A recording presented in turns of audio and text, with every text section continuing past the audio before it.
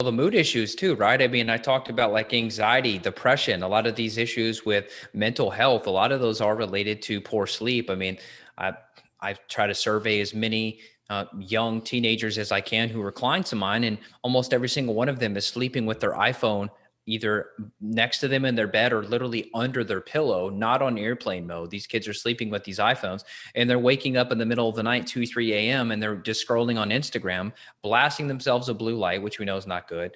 They're getting hit with the radiation every 2 seconds from the cell phone connecting to the cell tower. So, I mean, I think you really, really have to prioritize this, because let's say now you're anxious, you're depressed, and like you mentioned, you're fatigued. So maybe you go for like caffeine with sugar. Now you screw up your blood sugar even more. You're on the cortisol roller coaster.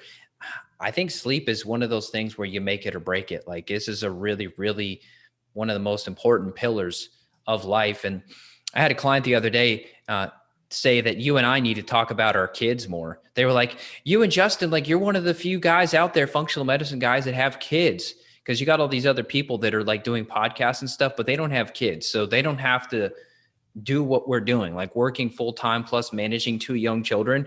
They were saying it's an incredible feat and we need to like brag about it, I guess, but they also want us to just share more. And I think for you, I'm glad that you're getting to bed earlier, because when you got two kids, you kind of have to, because the kids are up so early in the morning that if you're not getting that 10:30 bedtime, you're going to be sabotaged, because 7 a.m. comes around. Those kids are going to be up. Daddy, where's breakfast? Oh yeah. I mean, we're blessed. I think both of us are blessed in that way that we're able to do well enough where our wives can stay at home full time. And my wife already had a very long career and is essentially retired already. So she's already been there, done that at a C-level, executive level. And it's like, all right, she's ready for the mom life. But man, if there wasn't someone to be there at home full time, it'd be a lot harder, just because there's a lot of stuff always going on. It helps to have someone there. Not everyone's in that position. So if you can set yourself up from a family life to be in that position, that's great. If you can't, we just got to play the best hand that we have, right?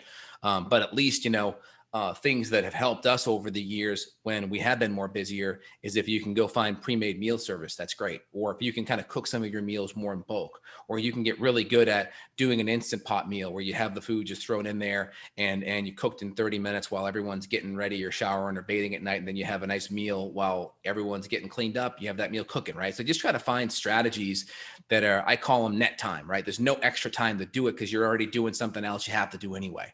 So you just got to try to plug those things into your schedule if these habits are really tough to kind of utilize, and just get a habit going on these things.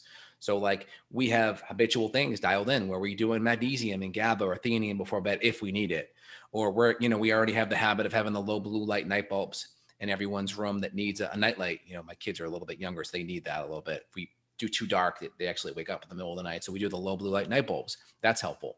And then having the good air filtration and keeping everything clean, keeping the temperature really good for optimal deep sleep, right around 69, 70 degrees. So doing all those little strategies can help. And obviously the diet stuff too.